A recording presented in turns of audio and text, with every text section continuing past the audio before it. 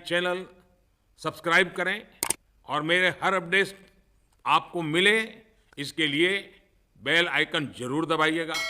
नमस्कार, जनता पॉलिटिक्स में आपका स्वागत है। विगत कुछ दिनों से देश में कांग्रेस के घोषणा पत्र पर घमासान मचा हुआ है। भाजपा का कहना है कि इसमें बहुत कुछ ऐसा है जो देश हित में, हिंदू हित में, राष्ट्र हित में आपत्तिजनक है। बहुत से मुद्दे सामने आए भी मोदी जी और अमित शाह ने हर चुनावी सभा में कांग्रेस को उसके आर्थिक सर्वेक्षण और अमीरों का धन लेकर गरीबों में बांटने की चर्चा जोर शोर से की। इन सब से कांग्रेस का असली चेहरा एक बार फिर उजागर हुआ। इस पर थोड़ा विस्तृत रूप से सच जानने के उद्देश्य से मैंने कांग्रेस का 48 पेज का घोषणा पत्र डाउनलोड किया और पढ़ा। मुझे नहीं पता कि भाजपा को सबसे ज़्यादा आपत्ति उस एक लाइन से क्यों नहीं हुई जिससे मुझे सबसे ज़्यादा परेशानी हुई।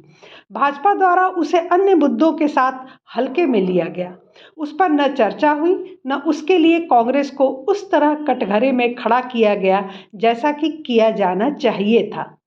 कांग्रेस के मैनिफेस्टो के पेज नंबर 8 पर अल्पसंख्यक समुदाय का कॉलम है, जिसमें अन्य बातों के अलावा एक ऐसी लाइन लिखी है जो पूरे देश की संरचना, संस्कृति और सभ्यता पर ही प्रश्न चिन्ह लगा देता है। यहाँ लिखा है कि कांग्रेस का मानना है कि तानाशाही और बहुसंख्यकवाद के लिए इस देश में कोई जगह नहीं है। तानाशाही तो समझ में आती है, लेकिन बहुसंख्यकवाद क्या होता है? बहुसंख्यकवाद, अगर आप इसका अर्थ समझें तो किसी देश में बहुसंख्यकवाद का अर्थ है कि बहुसंख्यक समुदाय द्वारा अल्पसंख्यक समुदाय की ज़रूरतों और इच्छाओं को नज़रअंदाज करना और देश पर अपनी इच्छानुसार शासन करना, उसे बहुसंख्यकवाद कहते हैं। कांग्रेस का कहना है कि इस देश में बहुसंख्यकवाद के लिए कोई जगह नहीं है।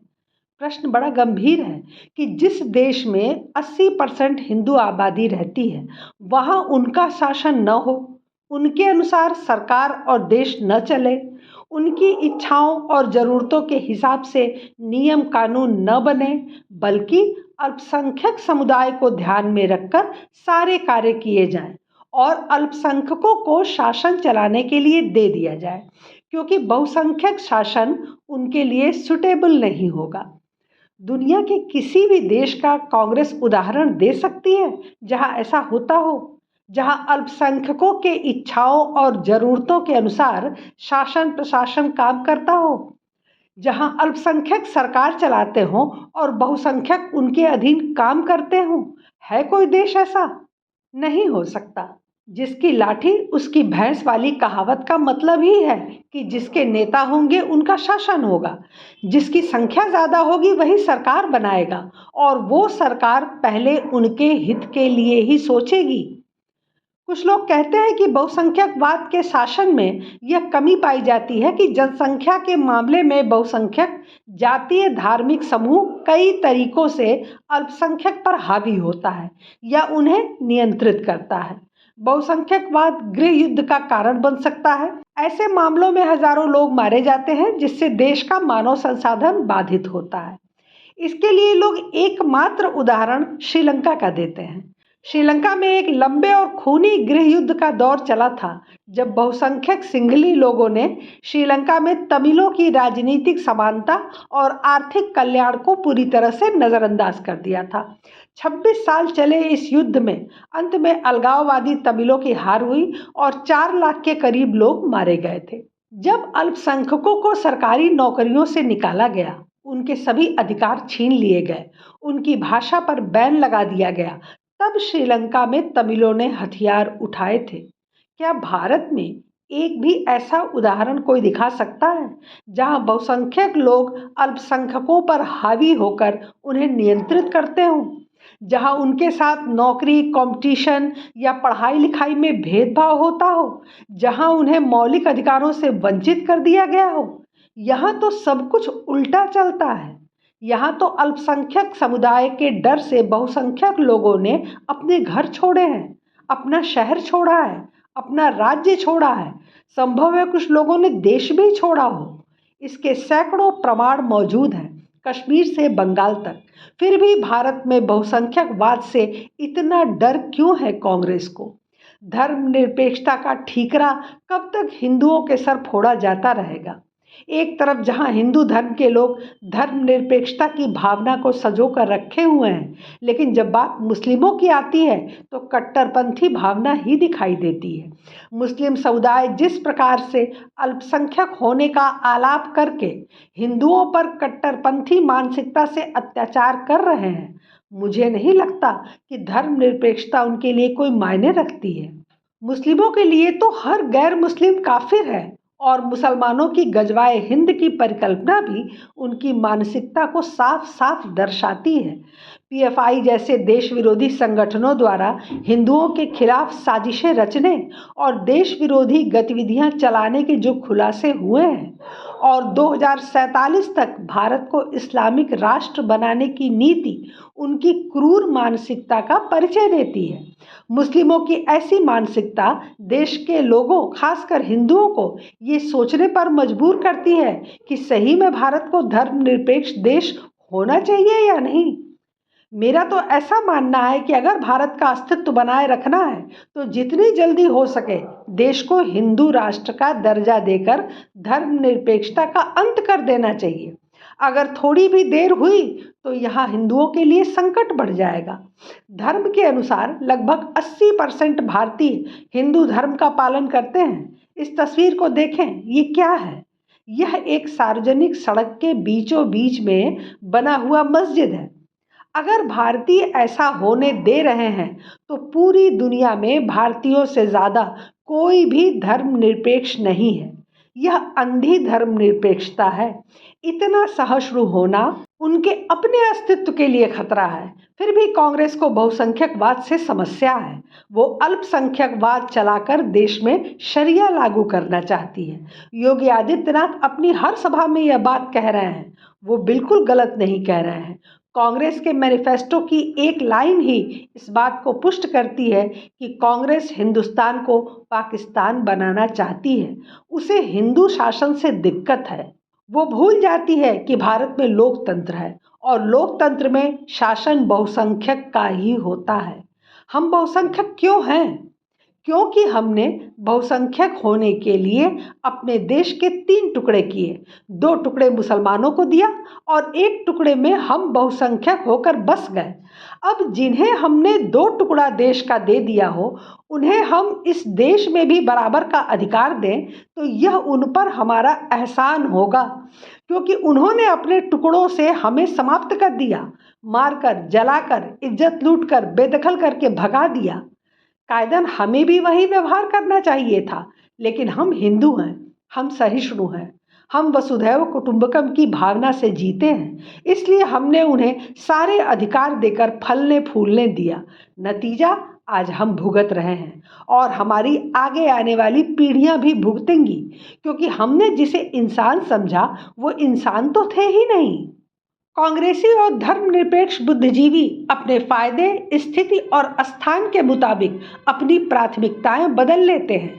केंद्र में बहुसंख्यकवाद उन्हें शोषक के रूप में दिखाई देता है और वो इसका जमकर विरोध करते हैं, लेकिन मुस्लिम, सिख, ईसाई बहुल राज्यों में उनका बहुसंख्यकवाद का फार्मूला लागू ही नहीं होता है।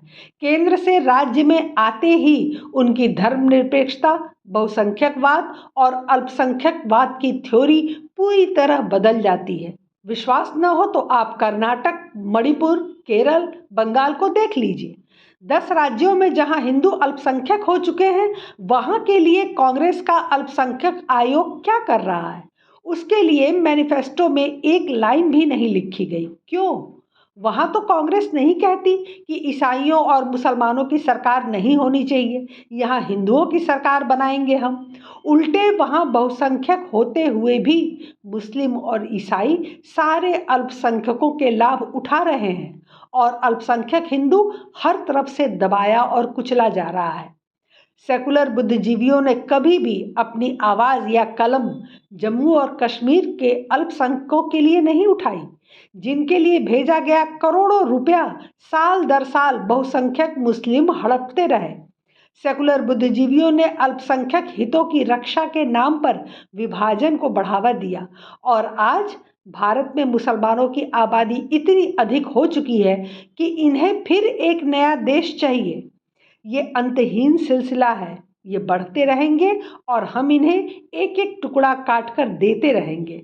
फिर अंतिम बचे टुकड़े पर यह हमला करके उसे भी हासिल कर ही लेंगे। क्या यही सोच है कांग्रेस की? क्या इसके लिए कांग्रेस सत्ता में आना चाहती है? सारी दुनिया आज चीन और म्यांमार के मुस्लिम उत्पीड़न पर चुप्पी साधे हुए है। बोलकर भी क्या उखाड़ लेगा कोई? कांग्रेस अपने करीबी चाइना पर कभी आरोप नहीं लगाती कि वो अल्पसंख्यक समुदाय के साथ क्या कर रहा है। यूरोप के देशों में ईसाइयों द्वारा कुरान जलाने की घटनाएं बढ़ती जा रही हैं। स्वीडन जैसे शांत मुल्क में ऐसी घटनाएं चौंकाती हैं। तकरीबन सभी देशों में दक्षिणपंथी पार्टियां जीत रही हैं और सरकार बना रही हैं। अब ये लड़ाई वैश्विक स्तर पर फैल रही है। मुस्लिमों को सोचना पड़ेगा कि दुनिया के हर धर्म से उनका विवाद क्यों बढ़ता जा रहा है। ईसाई, यहूदी, हिंदू, बौद्ध, यहाँ तक कि चीन का नास्तिक समाज भी उनके विरोध में खड़ा है। और जहाँ कोई और धर्म मौजूद नहीं है, सबसे ज़्यादा मुसलमानों का कत्ल वहीं हो रहा है। सीरिया, इराक, अफगानिस्तान, यमन और यहाँ तक कि पाकिस्तान। जर्मनी को एक इस्लामी राज्य में बदलने और उसे एक खलीफा के अंतर्गत करने की मांग बढ़ती जा रही है। प्रधानमंत्री एंजेला मार्केल की लिबरल नीतियों ने देश को इस गंभीर समस्या में फंसा दिया है। हर दिन वहां सड़कों पर जुलूस निकालकर उत्पात मचाया जा रहा है कि इसे मुस्लिम राष्ट्र घोषित करो। क्या कांग्रेस अंधी बहरी हो गई है? उसे पूरी दुनिया में इस्लाम का खौफनाक मंजर नहीं दिखाई दे रहा है? उसे भारत की शांति और समृद्धि खल रही है? दर्द हो रहा है कि कैसे देश इतने बेहतर तरीके से आगे बढ़ रहा है, कैसे दूसरे देशों के लोग भारत का उदाहरण दे रहे हैं। भाजपा ने कहा था कि कांग्रेस का मैनिफेस्टो मुस्लिम लीग का मैनिफेस्टो है। तब विपक्षी, वामपंथी और सेकुलर गैंग ने इसे हंसी में उड़ा दिया था, लेकिन वास्तव में यही सच है। बस समझने के लिए थोड़ी अकल चाहिए। बीजेपी के मुताबिक 1936 में मुस्लिम लीग ने अपने मैनिफेस्टो में कहा था कि वह मुस्लिमों के लिए शरिया व्यक्तिगत कानूनों यानी पर्सनल लॉज की रक्षा करेगी। 2024 में कांग्रेस ने भी यही कहा कि वह यह तय करेगी कि अल्पसंख्यकों के व्यक्तिगत कानून हो, पर्सनल लॉज हो। 1936 में मुस्लिम लीग ने कहा था कि वो बहुसंख्यकवाद के खिलाफ लड़ेगी। 2024 में कांग्रेस ने कहा कि भारत में बहुसंख्यकवाद के लिए कोई जगह नहीं है। 1936 में मुस्लिम लीग ने कहा था कि हम मुस्लिमों के लिए स्पेशल स्कॉलरशिप और नौकरियों के लिए संघर्ष करेंगे। 2024 में कांग्रेस ने कहा कि हम इंश्योर करेंगे कि मुस्लिम छात्रों को विदेश में पढ़ने के लिए स्कॉलरशिप मिले। आज कांग्रेसी और रवीश कुमार जैसे टुच्चे यूट्यूबर्स घूम घूम कर कह रहे हैं कि अब भाजपा सीधे सीधे मुसलमान शब्द का प्रयोग करने लगी है। 10 सालों में इस तरह डायरेक्टली मुसलमान कहकर आक्रमण नहीं किया गया था। सवाल है कि मुसलमान को मुसलमान कहना कौन सी सांप्रदायिकता है? हिंदुओं से छीनकर उनका हक मुसलमानों को देना चाहते हैं। यह सच बताने में कौन सी सांप्रदायिकता है? कुछ भी खाने की छूट का मतलब गौ माता का मांस भी खाने की छूट यानी गौकशी कराना चाहते हैं। यह सच बताने में कौन सी सांप्रदायिकता है? पर्सनल लॉ यानी शरिया कानून को बढ़ावा देने का सच बताने में कौन सी सांप्रदायिकता है? बहुसंख्यक हिंदुओं के देश में बहुसंख्यक का शासन होगा और उनके अनुसार नीतियां बनेंगी, इसमें कौन सी सांप्रदायिकता है? और फिर भी अगर कांग्रेस को लगता है कि सांप्रदायिकता है तो है, हम सांप्रदायिक रहेंगे। अब हर देश को अपनी सुरक्षा के लिए सोचना होगा और ऐसे में अगर कोई उसे सांप्रदायिक करार देता है तो मेरी बला से। कायदन तो इस विषय में चीन को अपना आदर्श बनाकर चलना चाहिए, लेकिन हम हिंदू हैं तो दुनिया से थोड़े अलग तो होंगे ही ना। कांग्रेस को वोट देने वालों तक इस वीडियो को अवश्य पहुंचाइए। कैसे कोई हिंदू ऐसी पार्टी को वोट दे सकता है जो उसके सर्वनाश के सपने देखती हो? ऐसी पार्टी और ऐसी विचारधारा को जमीन में गाड़ देना होगा, तभी भारत विश्वगुरु बन सकता है। फिलहाल आज के लिए बस इतना ही। हमारे चैनल को सब्सक्राइब करें, लाइक करें और शेयर करें। अपने विचार हमें कमेंट बॉक्स में ज़रूर बताया करें। धन्यवाद। नमस्कार।